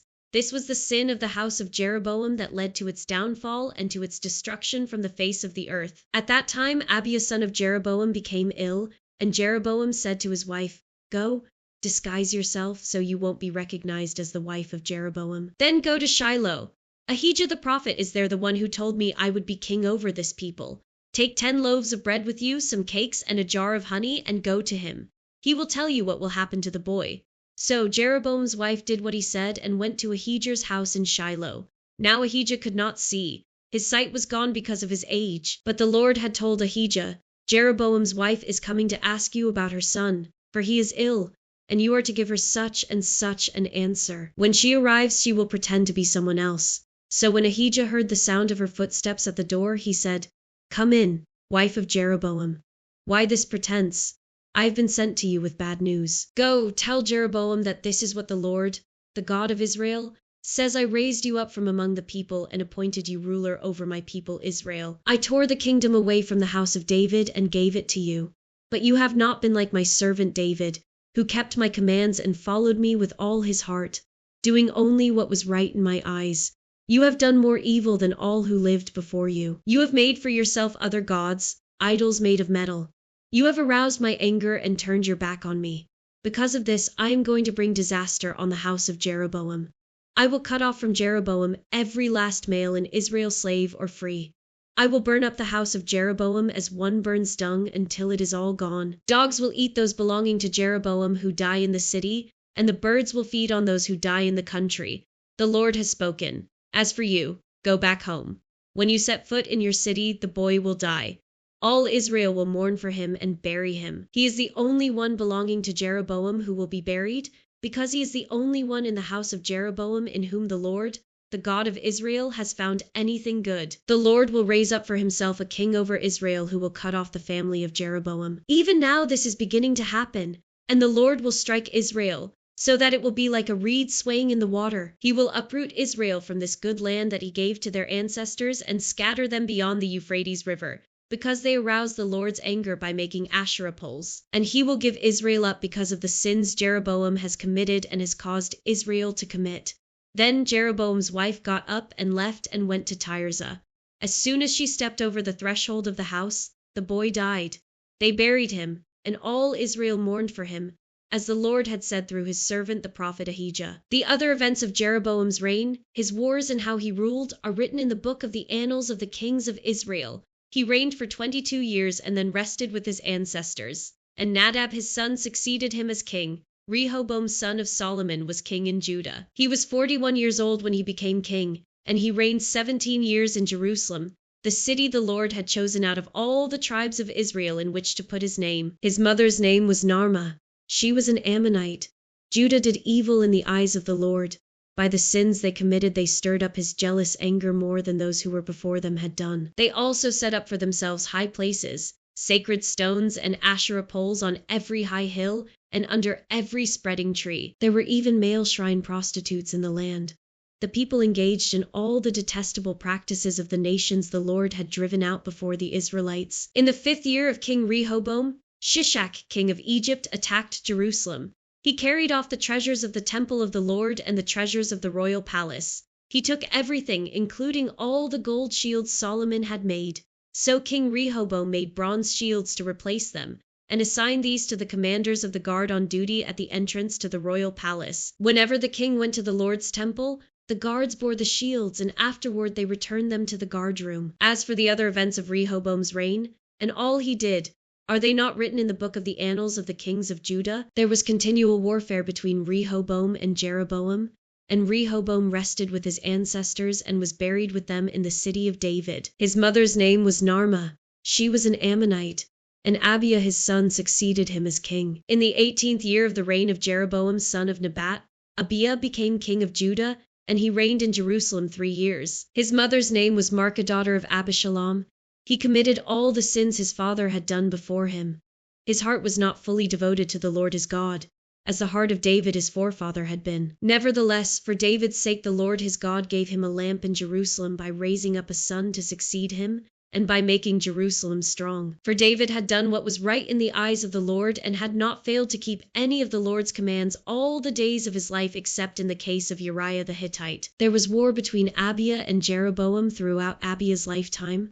As for the other events of Abiah's reign, and all he did, are they not written in the book of the annals of the kings of Judah? There was war between Abiah and Jeroboam, and Abiah rested with his ancestors and was buried in the city of David. And Asa his son succeeded him as king. In the 20th year of Jeroboam king of Israel, Asa became king of Judah, and he reigned in Jerusalem 41 years. His grandmother's name was Maacah daughter of Abishalom.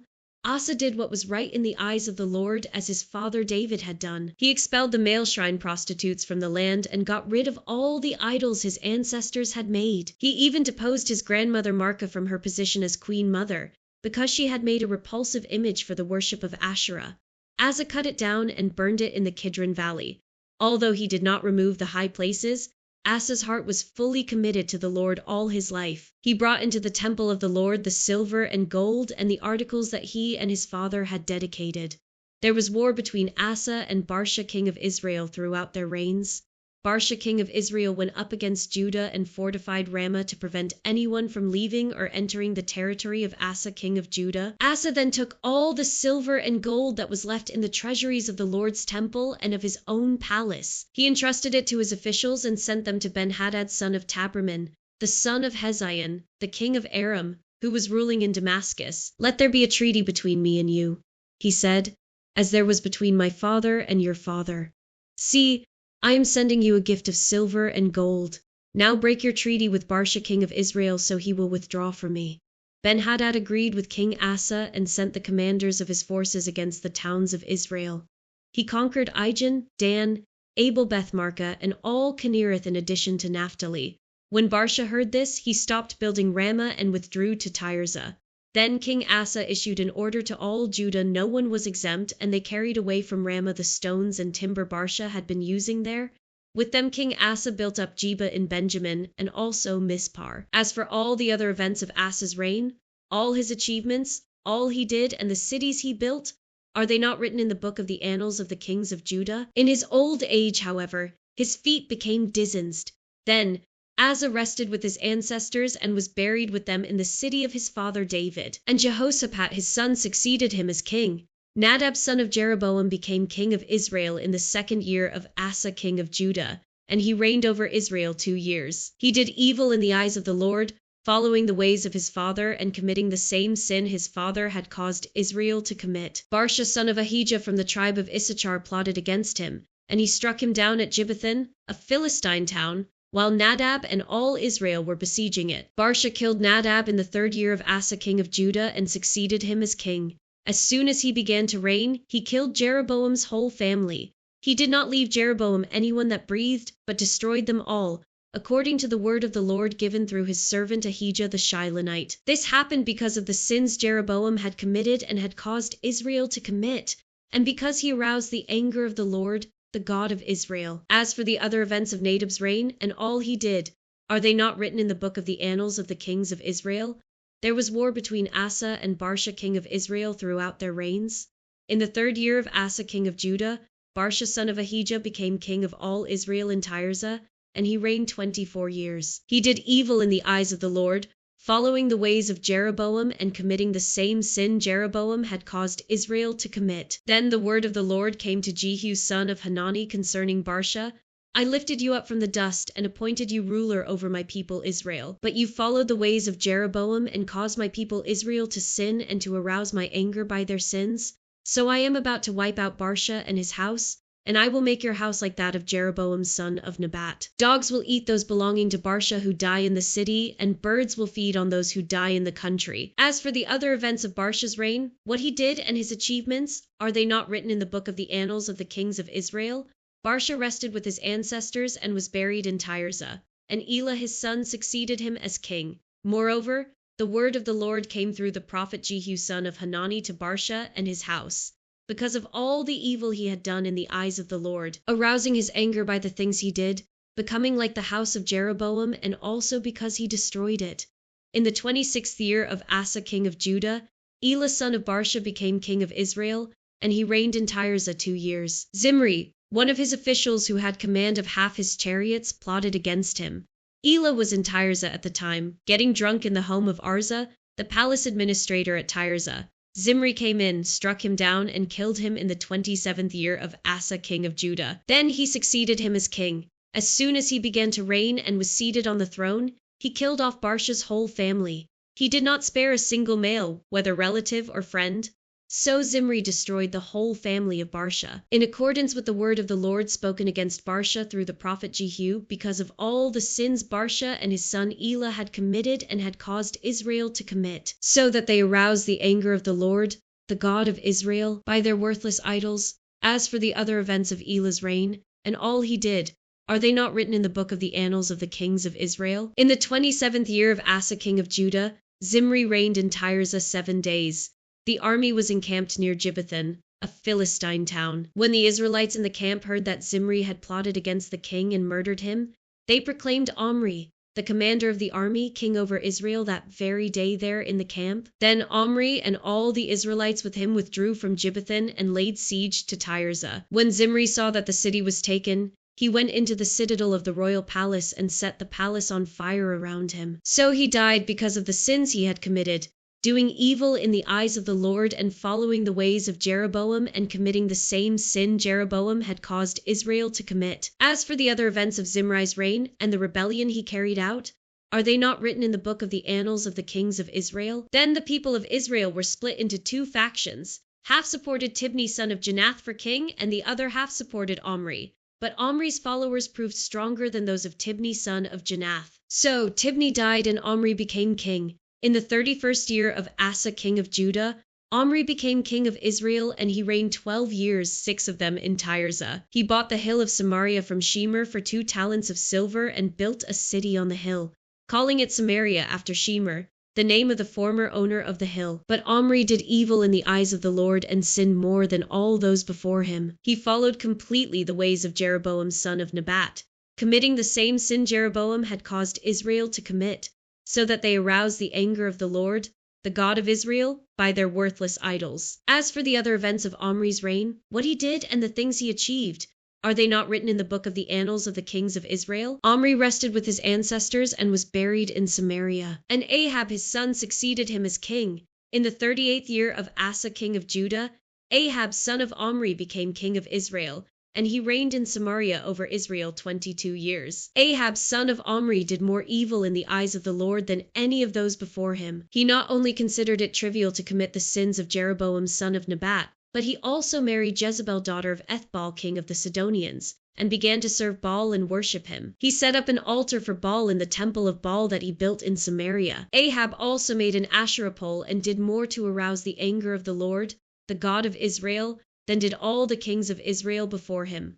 In Ahab's time, Hiel of Bethel rebuilt Jericho. He laid its foundations at the cost of his firstborn son Abiram, and he set up its gates at the cost of his youngest son Sigub, in accordance with the word of the Lord spoken by Joshua son of Nun. Now Elijah the Tishbite from Tishbe in Gilead said to Ahab, as the Lord, the God of Israel, lives whom I serve, there will be neither dew nor rain in the next few years except at my word. Then the word of the Lord came to Elijah, leave here, turn eastward and hide in the Kerith ravine east of the Jordan. You will drink from the brook, and I have directed the ravens to supply you with food there. So he did what the Lord had told him. He went to the Kerith ravine, east of the Jordan, and stayed there. The ravens brought him bread and meat in the morning and bread and meat in the evening, and he drank from the brook. Some time later the brook dried up because there had been no rain in the land. Then the word of the Lord came to him, go at once to Zarephath in the region of Sidon and stay there. I have directed a widow there to supply you with food. So he went to Zarephath. When he came to the town gate, a widow was there gathering sticks. He called to her and asked, would you bring me a little water in a jar so I may have a drink? As she was going to get it, he called, and bring me, please, a piece of bread. As surely as the Lord your God lives, she replied, I don't have any bread, only a handful of flour in a jar and a little olive oil in a jug. I am gathering a few sticks to take home and make a meal for myself and my son, that we may eat it and die. Elijah said to her, don't be afraid. Go home and do as you have said. But first make a small loaf of bread for me from what you have and bring it to me. And then make something for yourself and your son. For this is what the Lord, the God of Israel, says, the jar of flour will not be used up, and the jug of oil will not run dry until the day the Lord sends rain on the land. She went away and did as Elijah had told her. So there was food every day for Elijah and for the woman and her family. For the jar of flour was not used up, and the jug of oil did not run dry, in keeping with the word of the Lord spoken by Elijah. Some time later the son of the woman who owned the house became ill. He grew worse and finally stopped breathing. She said to Elijah, what do you have against me, man of God? Did you come to remind me of my sin and kill my son? Give me your son, Elijah replied. He took him from her arms, carried him to the upper room where he was staying, and laid him on his bed. Then he cried out to the Lord, Lord my God, have you brought tragedy even on this widow I am staying with by causing her son to die? Then he stretched himself out on the boy 3 times, and cried out to the Lord, Lord my God, let this boy's life return to him. The Lord heard Elijah's cry, and the boy's life returned to him, and he lived. Elijah picked up the child and carried him down from the room into the house. He gave him to his mother and said, "Look, your son is alive." Then the woman said to Elijah, "Now I know that you are a man of God and that the word of the Lord from your mouth is the truth." After a long time, in the 3rd year, the word of the Lord came to Elijah, "Go and present yourself to Ahab, and I will send rain on the land." So Elijah went to present himself to Ahab. Now the famine was severe in Samaria, and Ahab had summoned Obadiah, his palace administrator. Obadiah was a devout believer in the Lord, while Jezebel was killing off the Lord's prophets. Obadiah had taken 100 prophets and hidden them in 2 caves, 50 in each, and had supplied them with food and water. Ahab had said to Obadiah, "Go through the land to all the springs and valleys. Maybe we can find some grass to keep the horses and mules alive, so we will not have to kill any of our animals." So they divided the land they were to cover, Ahab going in one direction and Obadiah in another. As Obadiah was walking along, Elijah met him. Obadiah recognized him, bowed down to the ground, and said, "Is it really you, my lord Elijah?" "Yes," he replied. "Go tell your master, Elijah's here." "What have I done wrong," asked Obadiah, "that you are handing your servant over to Ahab to be put to death? As surely as the Lord your God lives, there is not a nation or kingdom where my master has not sent someone to look for you. And whenever a nation or kingdom claimed you were not there, he made them swear they could not find you. But now you tell me to go to my master and say, 'Elijah is here.' I don't know where the Spirit of the Lord may carry you when I leave you. If I go and tell Ahab and he doesn't find you, he will kill me. Yet I, your servant, have worshipped the Lord since my youth. Haven't you heard, my lord, what I did while Jezebel was killing the prophets of the Lord? I hid 100 of the Lord's prophets in 2 caves, 50 in each, and supplied them with food and water. And now you tell me to go to my master and say, 'Elijah is here.' He will kill me." Elijah said, "As the Lord Almighty lives, whom I serve, I will surely present myself to Ahab today." So Obadiah went to meet Ahab and told him, and Ahab went to meet Elijah. When he saw Elijah, he said to him, "Is that you, you troubler of Israel?" "I have not made trouble for Israel," Elijah replied, "but you and your father's family have. You have abandoned the Lord's commands and have followed the Baals. Now summon the people from all over Israel to meet me on Mount Carmel, and bring the 450 prophets of Baal and the 400 prophets of Asherah, who eat at Jezebel's table." So Ahab sent word throughout all Israel and assembled the prophets on Mount Carmel. Elijah went before the people and said, "How long will you waver between 2 opinions? If the Lord is God, follow him, but if Baal is God, follow him." But the people said nothing. Then Elijah said to them, "I am the only one of the Lord's prophets left, but Baal has 450 prophets. Get to bulls for us. Let Baal's prophets choose one for themselves, and let them cut it into pieces and put it on the wood, but not set fire to it. I will prepare the other bull and put it on the wood, but not set fire to it. Then you call on the name of your God, and I will call on the name of the Lord. The God who answers by fire, he is God." Then all the people said, "What you say is good." Elijah said to the prophets of Baal, "Choose one of the bulls and prepare it first, since there are so many of you. Call on the name of your God, but do not light the fire." So they took the bull given them and prepared it. Then they called on the name of Baal from morning till noon. "Baal, answer us," they shouted, but there was no response. No one answered, and they danced around the altar they had made. At noon Elijah began to taunt them. "Shout louder," he said. "Surely he is a god. Perhaps he is deep in thought or busy or traveling. Maybe he is sleeping and must be awakened." So they shouted louder and slashed themselves with swords and spears, as was their custom, until their blood flowed. Midday passed, and they continued their frantic prophesying until the time for the evening sacrifice. But there was no response, no one answered, no one paid attention. Then Elijah said to all the people, "Come here to me." They came to him, and he repaired the altar of the Lord, which had been torn down. Elijah took 12 stones, one for each of the tribes descended from Jacob, to whom the word of the Lord had come, saying, "Your name shall be Israel." With the stones he built an altar in the name of the Lord, and he dug a trench around it large enough to hold to seas of seed. He arranged the wood, cut the bull into pieces, and laid it on the wood. Then he said to them, "Fill 4 large jars with water and pour it on the offering and on the wood." "Do it again," he said, and they did it again. "Do it a 3rd time," he ordered, and they did it the 3rd time. The water ran down around the altar and even filled the trench.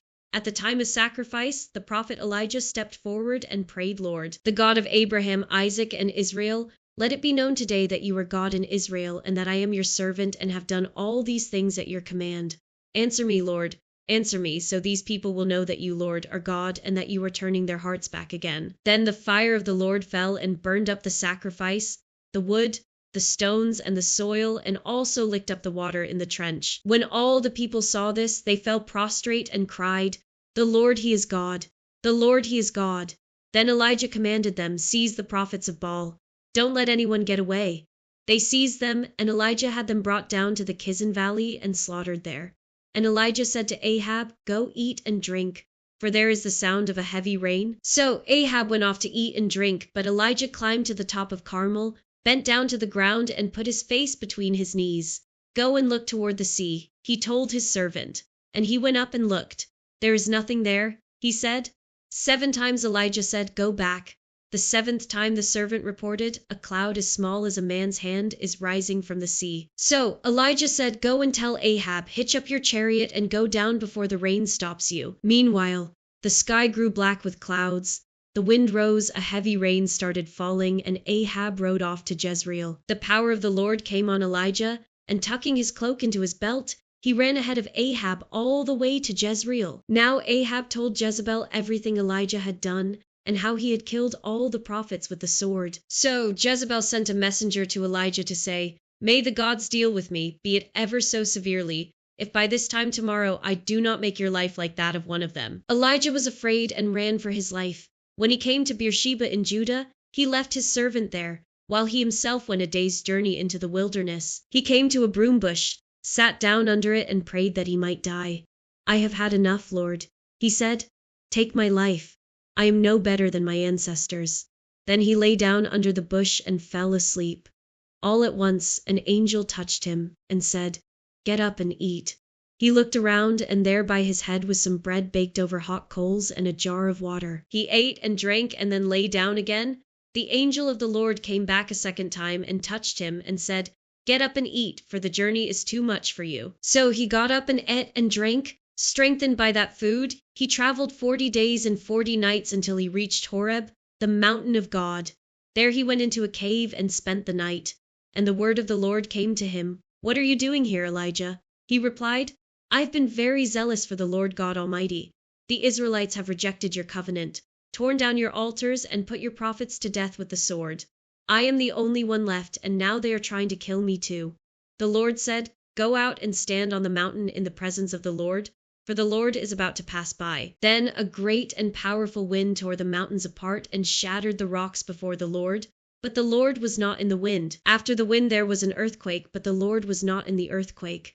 After the earthquake came a fire, but the Lord was not in the fire. And after the fire came a gentle whisper. When Elijah heard it, he pulled his cloak over his face and went out and stood at the mouth of the cave. Then a voice said to him, "What are you doing here, Elijah?" He replied, "I have been very zealous for the Lord God Almighty. The Israelites have rejected your covenant, torn down your altars, and put your prophets to death with the sword. I am the only one left, and now they are trying to kill me too." The Lord said to him, "Go back the way you came, and go to the desert of Damascus. When you get there, anoint Hazael king over Aram. Also anoint Jehu son of Nimshi king over Israel, and anoint Elisha son of Shaphat from Abel Meholah to succeed you as prophet. Jehu will put to death any who escape the sword of Hazael, and Elisha will put to death any who escape the sword of Jehu. Yet I reserve 7,000 in Israel, all whose knees have not bowed down to Baal and whose mouths have not kissed him." So Elijah went from there and found Elisha son of Shaphat. He was plowing with 12 yoke of oxen, and he himself was driving the 12th pair. Elijah went up to him and threw his cloak around him. Elisha then left his oxen and ran after Elijah. "Let me kiss my father and mother goodbye," he said, "and then I will come with you." "Go back." Elijah replied, "What have I done to you?" So Elisha left him and went back. He took his yoke of oxen and slaughtered them. He burned the plowing equipment to cook the meat and gave it to the people, and they ate. Then he set out to follow Elijah and became his servant. Now Ben-Hadad king of Aram mustered his entire army, accompanied by 32 kings with their horses and chariots. He went up and besieged Samaria and attacked it. He sent messengers into the city to Ahab king of Israel, saying, "This is what Ben-Hadad says: your silver and gold are mine, and the best of your wives and children are mine." The king of Israel answered, "Just as you say, "My lord the king, I and all I have are yours." The messengers came again and said, "This is what Ben-Hadad says I sent to demand your silver and gold, your wives and your children. But about this time tomorrow I am going to send my officials to search your palace and the houses of your officials. They will seize everything you value and carry it away."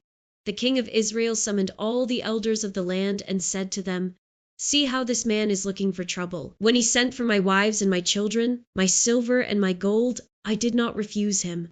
The elders and the people all answered, "Don't listen to him or agree to his demands." So he replied to Ben-Hadad's messengers, "Tell my lord the king, your servant will do all you demanded the first time, but this demand I cannot meet." They left and took the answer back to Ben-Hadad. Then Ben-Hadad sent another message to Ahab, "May the gods deal with me, be it ever so severely, if enough dust remains in Samaria to give each of my men a handful." The king of Israel answered, "Tell him one who puts on his armor should not boast like one who takes it off." Ben-Hadad heard this message while he and the kings were drinking in their tents, and he ordered his men prepare to attack. So they prepared to attack the city. Meanwhile, a prophet came to Ahab, king of Israel, and announced, "This is what the Lord says, do you see this vast army? I will give it into your hand today, and then you will know that I am the Lord." "But who will do this?" asked Ahab. The prophet replied, "This is what the Lord says, the junior officers under the provincial commanders will do it." "And who will start the battle?" he asked. The prophet answered, "You will." So Ahab summoned the 232 junior officers under the provincial commanders. Then he assembled the rest of the Israelites, 7,000 in all. They set out at noon while Ben-Hadad and the 32 kings allied with him were in their tents getting drunk. The junior officers under the provincial commanders went out first. Now Ben-Hadad had dispatched scouts, who reported, "Men are advancing from Samaria." He said, "If they have come out for peace, take them alive. If they have come out for war, take them alive." The junior officers under the provincial commanders marched out of the city with the army behind them, and each one struck down his opponent. At that, the Arameans fled, with the Israelites in pursuit. But Ben-Hadad, king of Aram, escaped on horseback with some of his horsemen. The king of Israel advanced and overpowered the horses and chariots and inflicted heavy losses on the Arameans. Afterward, the prophet came to the king of Israel and said, "Strengthen your position and see what must be done, because next spring the king of Aram will attack you again." Meanwhile, the officials of the king of Aram advised him, "Their gods are gods of the hills. That is why they were too strong for us. But if we fight them on the plains, surely we will be stronger than they. Do this, remove all the kings from their commands and replace them with other officers. You must also raise an army like the one you lost, horse for horse and chariot for chariot, so we can fight Israel on the plains. Then surely we will be stronger than they." He agreed with them and acted accordingly. The next spring Ben-Hadad mustered the Arameans and went up to Aphek to fight against Israel. When the Israelites were also mustered and given provisions, they marched out to meet them. The Israelites camped opposite them like to small flocks of goats, while the Arameans covered the countryside. The man of God came up and told the king of Israel, "This is what the Lord says, because the Arameans think the Lord is a God of the hills and not a God of the valleys. I will deliver this vast army into your hands, and you will know that I am the Lord."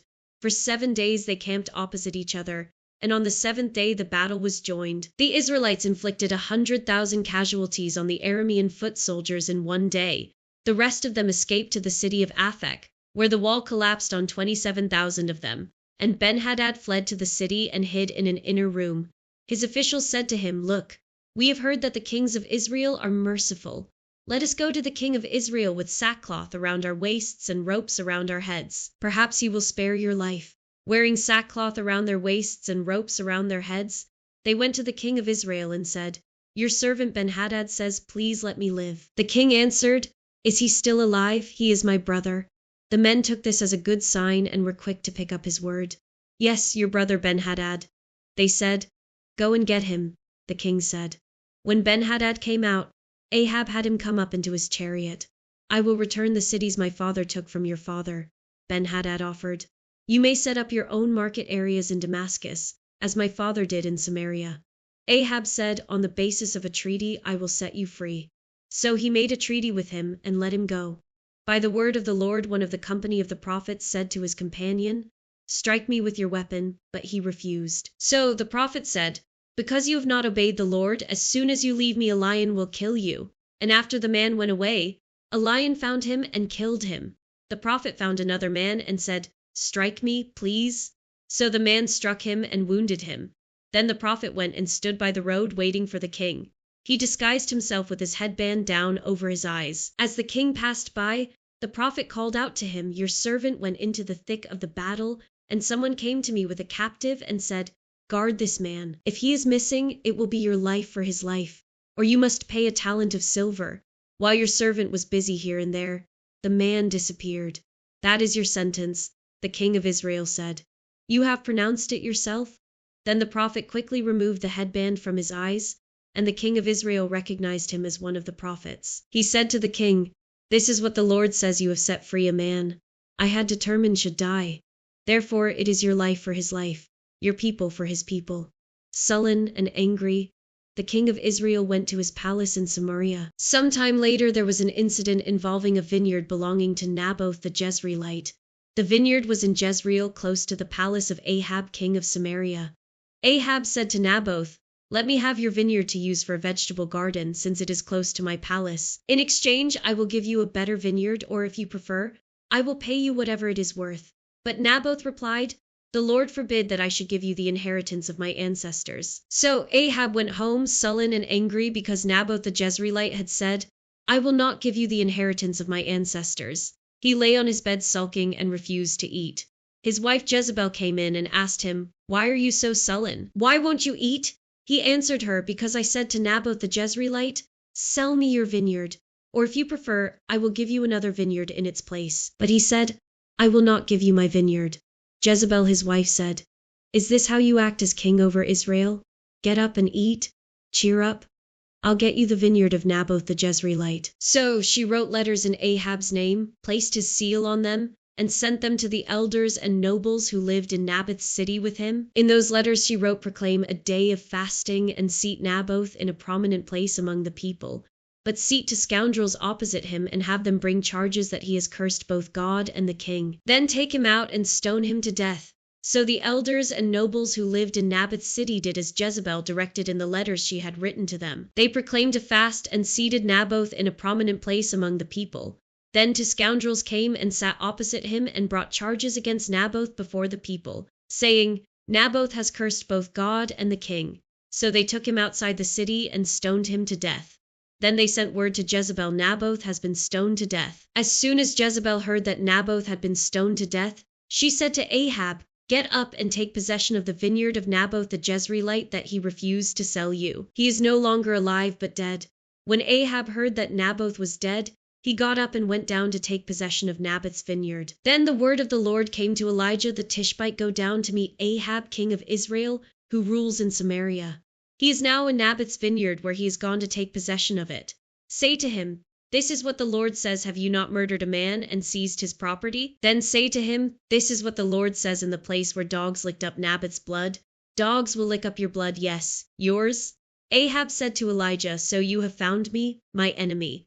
"I have found you," he answered, "because you have sold yourself to do evil in the eyes of the Lord."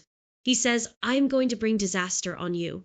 I will wipe out your descendants and cut off from Ahab every last male in Israel, slave or free. I will make your house like that of Jeroboam son of Nebat and that of Barsha son of Ahijah, because you have aroused my anger and have caused Israel to sin." And also concerning Jezebel, the Lord says, "Dogs will devour Jezebel by the wall of Jezreel. Dogs will eat those belonging to Ahab who die in the city, and the birds will feed on those who die in the country." There was never anyone like Ahab, who sold himself to do evil in the eyes of the Lord, urged on by Jezebel his wife. He behaved in the vilest manner by going after idols, like the Amorites the Lord drove out before Israel. When Ahab heard these words, he tore his clothes, put on sackcloth, and fasted. He lay in sackcloth and went around meekly. Then the word of the Lord came to Elijah the Tishbite. "Have you noticed how Ahab has humbled himself before me? Because he has humbled himself, I will not bring this disaster in his day, but I will bring it on his house in the days of his son." For 3 years there was no war between Aram and Israel. But in the 3rd year Jehoshaphat, king of Judah, went down to see the king of Israel. The king of Israel had said to his officials, "Don't you know that Ramoth Gilead belongs to us, and yet we are doing nothing to retake it from the king of Aram?" So he asked Jehoshaphat, "Will you go with me to fight against Ramoth Gilead?" Jehoshaphat replied to the king of Israel, "I am as you are, my people as your people, my horses as your horses. But Jehoshaphat also said to the king of Israel, "First seek the counsel of the Lord." So the king of Israel brought together the prophets, about 400 men, and asked them, "Shall I go to war against Ramoth Gilead, or shall I refrain?" "Go," they answered, "for the Lord will give it into the king's hand." But Jehoshaphat asked, "Is there no longer a prophet of the Lord here whom we can inquire of?" The king of Israel answered Jehoshaphat, "There is still one prophet through whom we can inquire of the Lord, but I hate him because he never prophesies anything good about me, but always bad. He is Micaiah son of Imlah." "The king should not say such a thing," Jehoshaphat replied. So the king of Israel called one of his officials and said, "Bring Micaiah son of Imlah at once." Dressed in their royal robes, the king of Israel and Jehoshaphat king of Judah were sitting on their thrones at the threshing floor by the entrance of the gate of Samaria, with all the prophets prophesying before them. Now Zedekiah son of Kenana had made iron horns, and he declared, "This is what the Lord says: with these you will gore the Arameans until they are destroyed." All the other prophets were prophesying the same thing. "Attack Ramoth Gilead and be victorious," they said, "for the Lord will give it into the king's hand." The messenger who had gone to summon Micaiah said to him, "Look, the other prophets without exception are predicting success for the king. Let your word agree with theirs and speak favorably." But Micaiah said, "As surely as the Lord lives, I can tell him only what the Lord tells me." When he arrived, the king asked him, "Micaiah, shall we go to war against Ramoth Gilead or not?" "Attack and be victorious," he answered, "for the Lord will give it into the king's hand." The king said to him, "How many times must I make you swear to tell me nothing but the truth in the name of the Lord?" Then Micaiah answered, "I saw all Israel scattered on the hills like sheep without a shepherd, and the Lord said, 'These people have no master. Let each one go home in peace.'" The king of Israel said to Jehoshaphat, "Didn't I tell you that he never prophesies anything good about me, but only bad?" Micaiah continued, "Therefore hear the word of the Lord. I saw the Lord sitting on his throne with all the multitudes of heaven standing around him on his right and on his left. And the Lord said, 'Who will entice Ahab into attacking Ramoth Gilead and going to his death there?' One suggested this and another that. Finally a spirit came forward, stood before the Lord, and said, 'I will entice him.'" "By what means?" the Lord asked. "I will go out and be a deceiving spirit in the mouths of all his prophets." He said, "You will succeed in enticing him," said the Lord. "Go and do it." So now the Lord has put a deceiving spirit in the mouths of all these prophets of yours. The Lord has decreed disaster for you. Then Zedekiah son of Kenana went up and slapped Micaiah in the face. "Which way did the spirit from the Lord go when he went for me to speak to you?" he asked. Micaiah replied, "You will find out on the day you go to hide in an inner room." The king of Israel then ordered, "Take Micaiah and send him back to Amon the ruler of the city, and to Joash the king's son, and say, 'This is what the king says: put this fellow in prison, and give him nothing but bread and water until I return safely.'" Micaiah declared, "If you ever return safely, the Lord has not spoken through me." Then he added, "Mark my words, all you people." So the king of Israel and Jehoshaphat king of Judah went up to Ramoth Gilead. The king of Israel said to Jehoshaphat, "I will enter the battle in disguise, but you wear your royal robes." So the king of Israel disguised himself and went into battle. Now the king of Aram had ordered his 32 chariot commanders, "Do not fight with anyone, small or great, except the king of Israel." When the chariot commanders saw Jehoshaphat, they thought, "Surely this is the king of Israel." So they turned to attack him, but when Jehoshaphat cried out, the chariot commanders saw that he was not the king of Israel and stopped pursuing him. But someone drew his bow at random and hit the king of Israel between the sections of his armor. The king told his chariot driver, "Wheel around and get me out of the fighting. I've been wounded." All day long the battle raged, and the king was propped up in his chariot facing the Arameans. The blood from his wound ran onto the floor of the chariot, and that evening he died. As the sun was setting, a cry spread through the army, "Every man to his town! Every man to his land!" So the king died and was brought to Samaria, and they buried him there. They washed the chariot at a pool in Samaria where the prostitutes bathed, and the dogs licked up his blood, as the word of the Lord had declared. As for the other events of Ahab's reign, including all he did, the palace he built and adorned with ivory, and the cities he fortified, are they not written in the book of the annals of the kings of Israel? Ahab rested with his ancestors, and Aharziah his son succeeded him as king. Jehoshaphat son of Asa became king of Judah in the 4th year of Ahab king of Israel. Jehoshaphat was 35 years old when he became king, and he reigned in Jerusalem 25 years. His mother's name was Ashbar daughter of Shili. In everything he followed the ways of his father Asa, and did not stray from them. He did what was right in the eyes of the Lord. The high places, however, were not removed, and the people continued to offer sacrifices and burn incense there. Jehoshaphat was also at peace with the king of Israel. As for the other events of Jehoshaphat's reign, the things he achieved and his military exploits, are they not written in the book of the annals of the kings of Judah? He rid the land of the rest of the male shrine prostitutes who remained there even after the reign of his father Asa. There was then no king in Dum, a provincial governor ruled. Now Jehoshaphat built a fleet of trading ships to go to Ophir for gold, but they never set sail. They were wrecked at Ezion-Geber. At that time Aharziah son of Ahab said to Jehoshaphat, "Let my men sail with yours," but Jehoshaphat refused. Then Jehoshaphat rested with his ancestors and was buried with them in the city of David his father. And Jehoram his son succeeded him as king.